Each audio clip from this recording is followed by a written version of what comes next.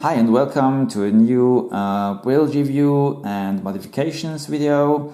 Today I'm gonna talk about my new 5-inch frame. It's a frame from GEPRC. It's the AX5 Airbus frame, and I'm just gonna go through the components I put in and the things I changed in comparison to the build, how it's stock built.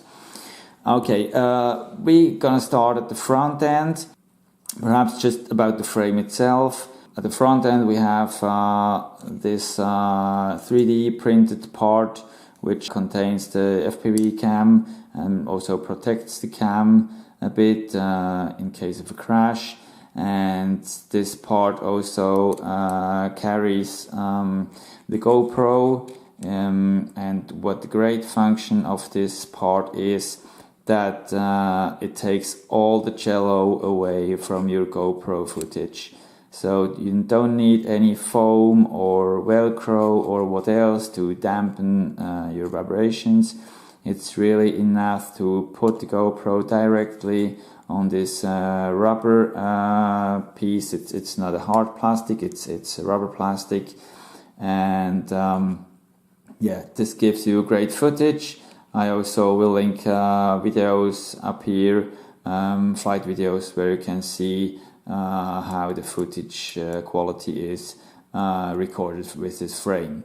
Then the cam I've built in is a case of a Runcam Swift. All the same shape. It's Runcam Swift or Runcam Owl or whatever, with the same the 1177 cams. All these perfectly fit into the frame, and what I really love about the cam mount is that you can use both screws of the original case of the cam, the centered screw and the eccentric screw to your favorite angle of the cam. I put it in on more or less 30 degrees, same angle as the GoPro. The GoPro has a 30 degrees angle on the frame, and I really like the picture, the footage you got out of this 30 degree angle frame. The whole components are from my 6-inch Alien. I took them out of the 6-inch Alien and put it in here.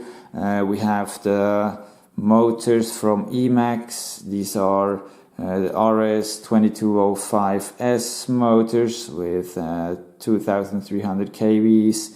I really love them. They already took a few hard crashes, still running well. The bearings are okay. Everything's good.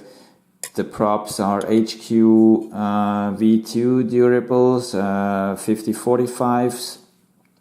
Really extremely durable props. Crash resistant. The PDB is the original PDB. What I changed here is when you build it stock, you have the power connector for your LiPo out on one of both sides, left or right side, wherever you want to have it. And what I don't like is that you have your connector exposed and the risk of damage your PDB in case of a crash.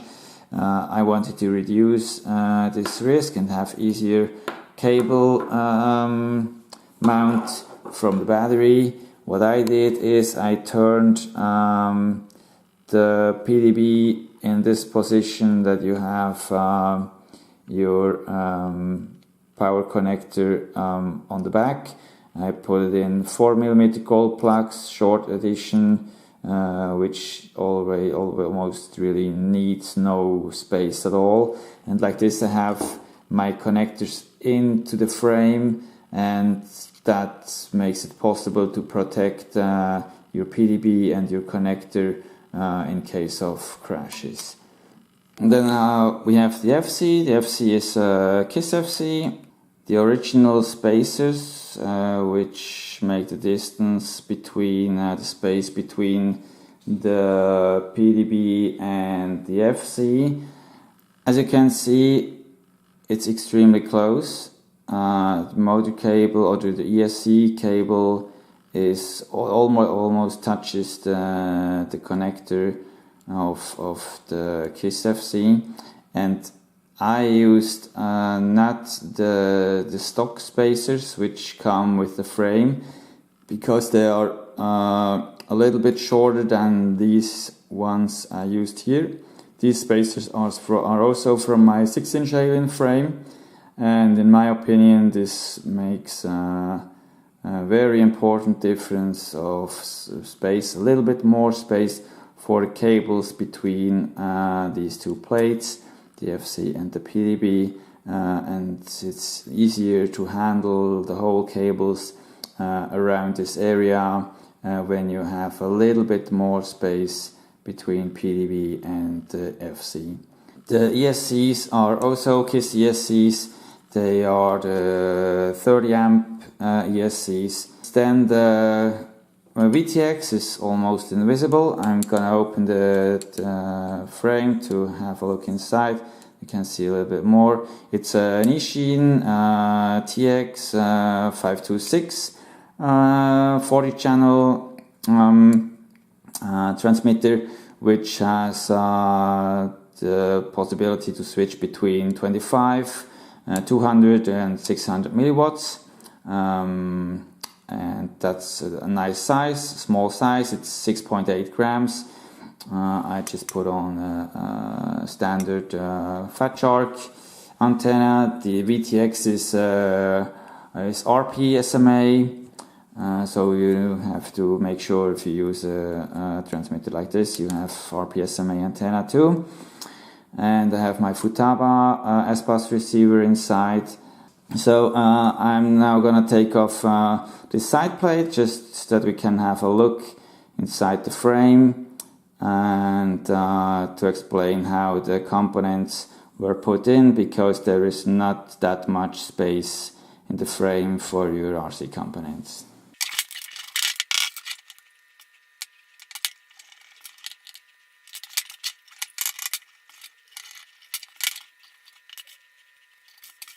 So now we're ready to take off the side plate. It's not a big thing to get it off. Just loosen your FPV cam screws, your frame screws. These are 4 screws on the side and 2 screws on the bottom side of the frame to get this side plate off like this. And so we can have a look inside, and as you can see, it's really not that much space to put all your components inside. So what you can see is the Futaba receiver I used. I had to take it off the case because of this tiny space inside the frame, and the VTX is also put it with self-adhesive tape and 2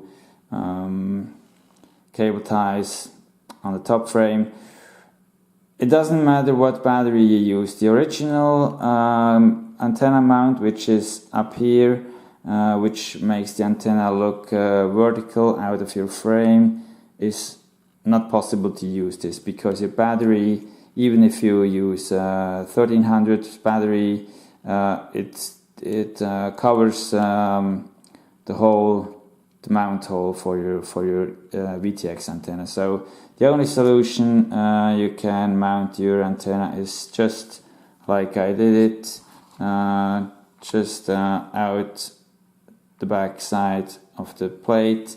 And I also didn't mount the LED board, just because of weight, because of handling with my connectors on the back side of the frame, and so sure also because of the VTX and the antenna which comes out on the back side, and the receiver antennas which are also on the back side out.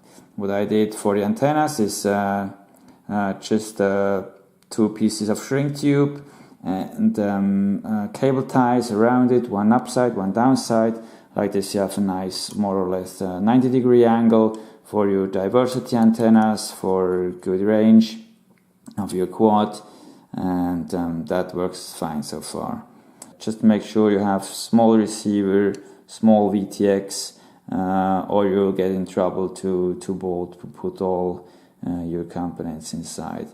If you really want to get the perfect CG and you cannot handle it with just components on the right place and battery on the right place and all this, you have the possibility, you have some free area on the bottom plate of your frame.